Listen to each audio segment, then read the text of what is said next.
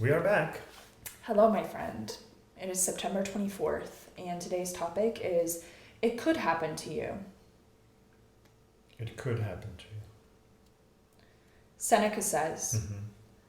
being unexpected adds to the weight of a disaster, and being a surprise has never failed to increase a person's pain. Mm-hmm. For that reason, nothing should ever be unexpected by us.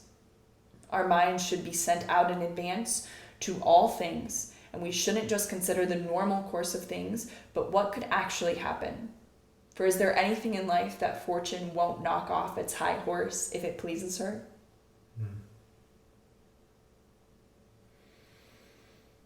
Yeah, that's a good one for sure.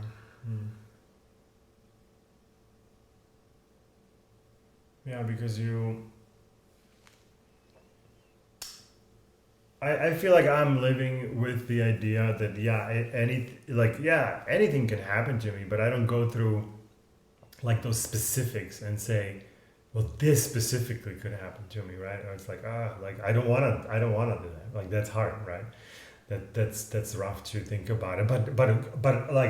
But I do have this global. I'm like, well, yeah, anything can happen to anybody. So if like something terrible happens to me, like yeah, it could happen to anyone. The statistics I'm part of the statistics, right? I'm on some spectrum in that statistic, so it could happen, right? But nevertheless, there are big surprises also, right? So because I don't prepare my mind to, hey, this conversation I'm about to go to could end up in all kinds of ways. What would be the worst case scenario? Oh, like this. Oh, so that could happen. Okay, cool. Let me go into this conversation, right? No, I don't do that. I just have this like, well, anything can happen. But then I go in, and when something deviates from something that it's expected or something, all of a sudden it throws me off. So I'm not ready for anything. I say that I'm ready for anything, but I'm not ready. I'm not actually ready for it. Yeah. I just say it like, yeah, that sounds good. Yeah. Yeah. Oh man. It's easy to think that I don't have expectations for things because I don't have like a thought that's like, this must happen. But there definitely is unexpected surprises. So on some level, that means that I'm maybe just kidding myself and thinking that I don't have expectations because I haven't like overtly said them out loud or even in my head, like they haven't been expressly said. But I think they're like at a deeper level, and even at a level where like you don't realize that like sometimes you just expect things because they've always been that way. And so it doesn't feel like an expectation, but like I expect when I wake up in the morning that I can do this with my arm. You know, but I don't ever think that. I'm never like, my arm better do this thing. But it's like every morning I've woken up before, I've been able to do this thing with my arm. And so somewhere in my psyche, I am expecting that. Because if I woke up and I couldn't do this with my arm, it would be a fucking crazy day. You know what I mean? It would be like a fucking crazy day. So, yeah, it's like, I don't know if like the practice then is like thinking at that level about these types of random things and just like doing that enough times that my mind sort of breaks out of its habitual way of sort of expecting today to be like yesterday. Because I think that's where a lot of it comes from for me.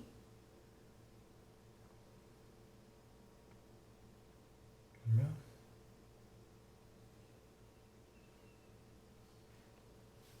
Yeah, so it comes from, it's like it's coming from this assumption that tomorrow is going to be the same as it was today, or operationally. You're like, I welcome some challenges like different food and different weather, but not too different because that might be too much, right? Like I'm open to some differences, but not these big things like my arm can't move or something. Like I'm not ready for that. No. So we're kidding ourselves, right? In some way. Now I was gonna say that there is this flip side of it. Someone might say, this will happen to me. Right. Like we go like, oh, like no, that won't happen to me. That won't happen to me.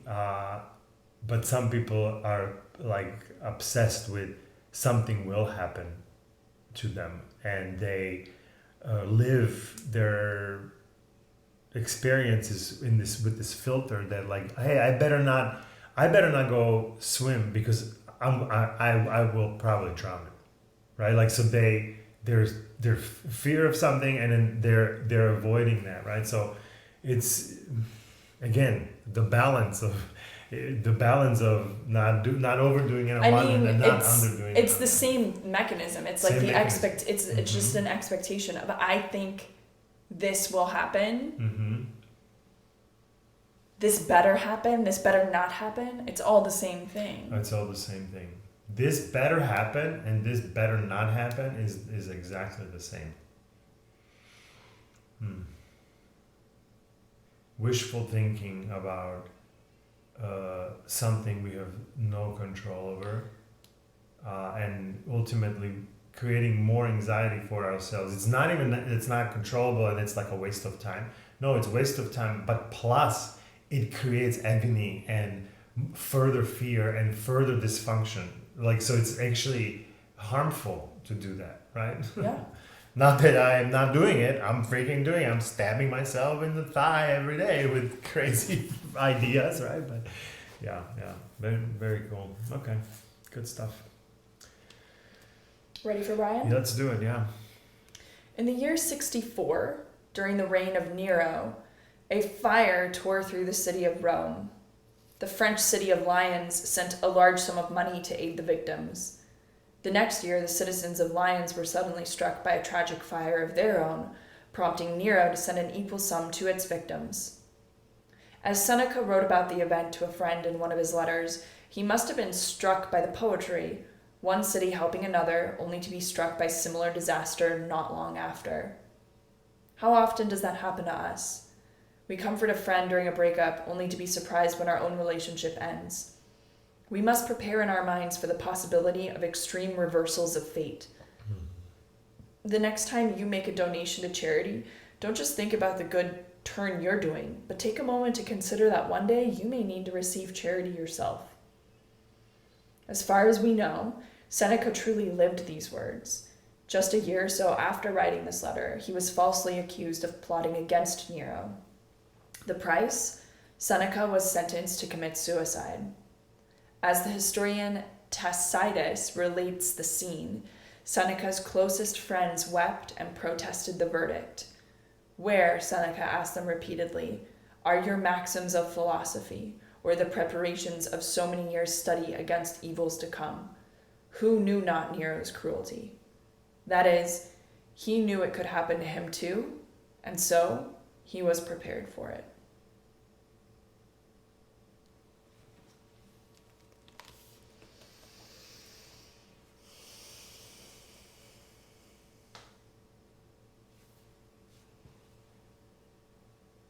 That's how Seneca died.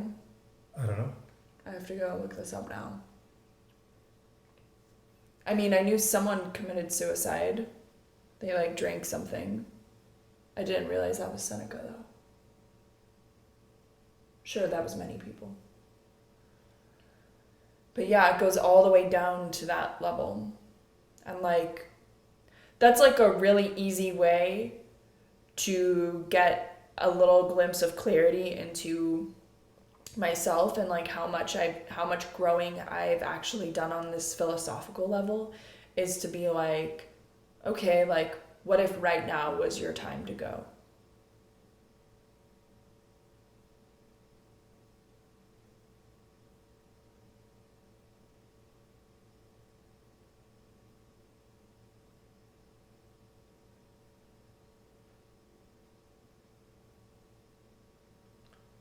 Yeah.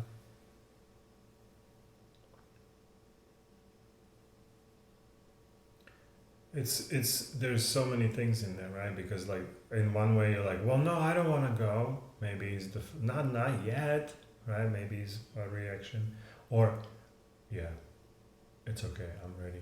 It can happen anytime, and yeah, that's what it is.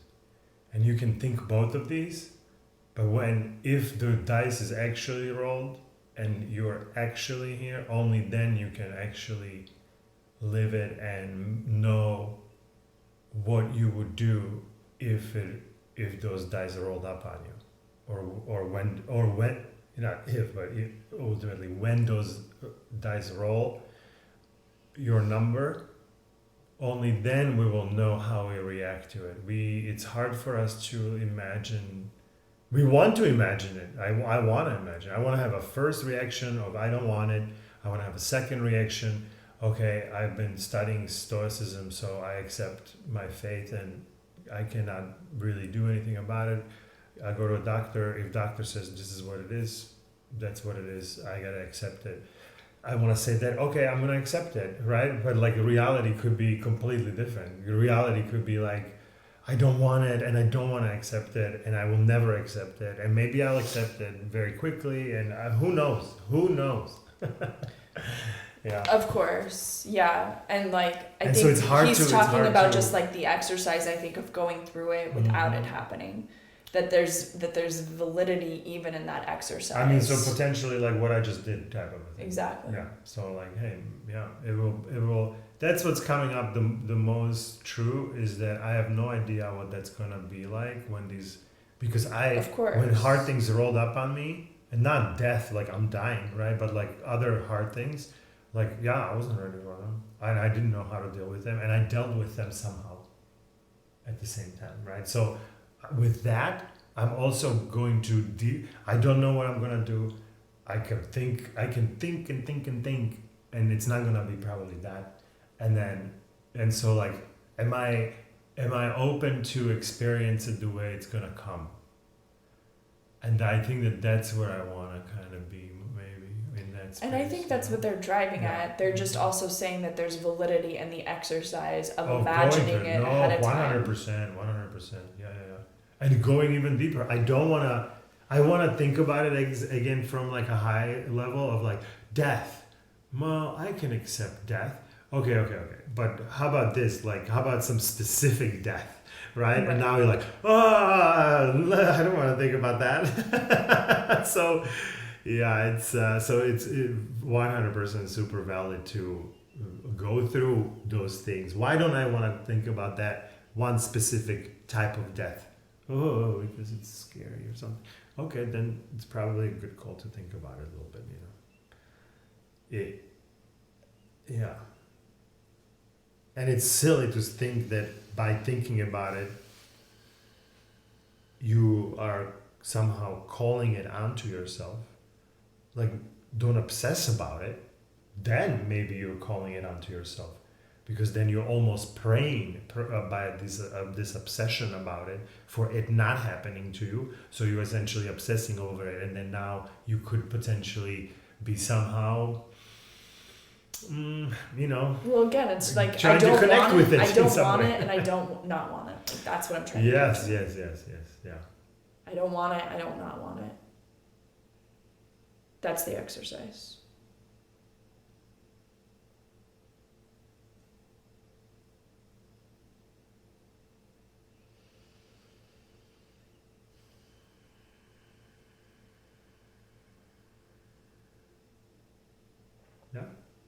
Good one.